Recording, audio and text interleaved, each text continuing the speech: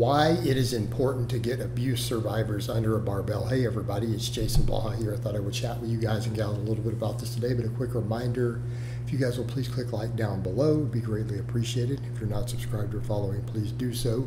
And if you will be kind enough to drop me a comment down below, I would appreciate that so much, so thank you. Let's get over to the topic. Obviously, this is going to be a somewhat sensitive topic. It's one that's very important to me. It's a topic I've discussed many times over the years, and I'm going to probably continue to discuss this topic until the day I die. Again, I would say that this is probably the single most powerful mission statement that I have, and it's because I myself am an abuse survivor from my childhood. I've been discussing this in videos and stuff for probably 12 plus years at this point. And yes, when we say child abuse survivors, I do mean of the most heinous type. So for me, this has been a powerful thing. Getting under a barbell has been the most powerful, empowering, therapeutic thing I've ever done. Yes, I've gone through therapy and other stuff. The barbell has been a game changer, and I want other people to understand that. And I think this applies to any sort of really serious trauma. I don't care if it's child abuse. I don't care if it's sexual assault, rape survivors, violence survivors, gosh, even PTSD of various types from combat, everything else. All right, anyone who has truly experienced a deep level of trauma, I'm still going to give this same advice too. Now, in my case, with my own childhood, my mother realized what was going on, obviously, at a certain point, got me into therapy and stuff, got me away from the couple of individuals who were involved. They were close family members, and I was never able to talk about it. As a result of it, in spite of therapy not being able to talk about it, I ended up being like 320 pounds. In my very early adulthood, like an estimate. I'm just estimating that. I was too embarrassed to weigh myself. Eventually, I got into fitness. I got into running, eating better, got down to 170, then built myself up under a barbell. Once I got strong, like we're talking like it's squat 405, like squat 400 pounds strong. At that point, something flipped to where I developed that inner strength where I said, I had some other stuff that triggered this as well.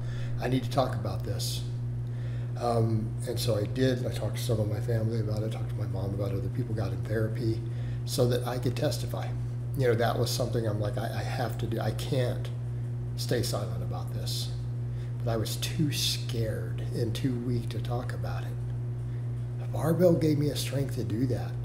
And that's something I would say to people. He gave me the strength to do that. He gave me the strength to tell someone finally, to tell people, to talk to a therapist about it, to be able to then go file police reports, and so on and so forth. Which I did. So let's come over to that. So that's a big part of it, but here's the other thing. Anytime you've suffered anything like this, anything, I mean, in this realm, it doesn't have to be that specific thing, any serious trauma, the anger you're going to carry, that rage, especially like the type I did, you're going to carry a rage. There's going to be a rage inside you that you don't know how to deal with. So then in my case, because I wasn't a violent person, I didn't want to go hurt people per se, I kept a lot of it in. I didn't know how to deal with it. And then I got to a barbell, and I realized I get under a heavy bar, under a heavy squat, a heavy bench press, heavy whatever. I could let that anger go. I could channel it into an object. This is a game changer. This was a game changer for me, and it is for a lot of people. Why? Because for the first time, you have a way to express that rage, that sheer rage, in a way that doesn't hurt anyone or anything. It doesn't hurt a person, doesn't hurt a piece of property, doesn't hurt an animal, doesn't hurt anything. Because that bar isn't going to get hurt. You're not going to break a competition legal powerlifting bar, right? You're not strong enough to do it. You can't hurt it, okay? You can channel all that anger into something that doesn't hurt anyone or anything. that is a magic. When you come to that realization, it's like, oh my God, I got that out. I was able to focus just that sheer rage and hatred into a piece of steel. And it didn't even hurt the steel. And then it made me stronger. It's like, so not only do we have just that therapeutic outlet, it's like, man, I got that catharsis, that anger out in a way that built my body up. I'm like, wait, so instead of someone or something getting hurt or myself getting hurt, what happened? My body got stronger. I gained muscle. I'm getting muscle from it. I'm starting to look better. I'm getting stronger, all while having an outlet for that anger. Now I have Zen. People are like, dude, you're not angry when you lift it all. We've seen you just like squat 500 pounds, like all calm. Yeah, because I don't have to have that anymore. I mean, for the first, I don't know, 6-7 years, I used to get really angry. I used to have anger when I lifted. But then it became a place of peace. But that happened much, much years and years later.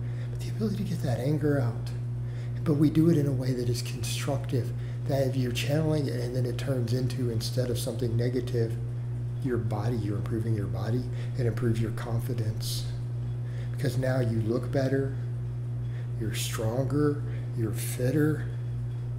And when you've been through stuff like that, everyone who's been through it, you guys already know.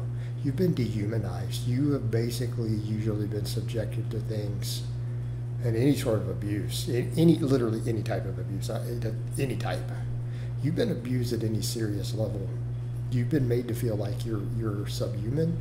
You've been made to feel like you're trash. You've been made to feel like you have no worth as a human being. But now all of a sudden you're putting in work towards something that's making you physically stronger, mentally stronger. It's making you look better. It's making you less helpless. What that does to your self-esteem is almost magical. Now, you do all that, and then you combine it with a little therapy, right? Look, you do all that barbell therapy, and then you actually go talk to a therapist on top of it. Wow. This is really where the magic happens, right? But sometimes you're not strong enough to talk to the therapist about it.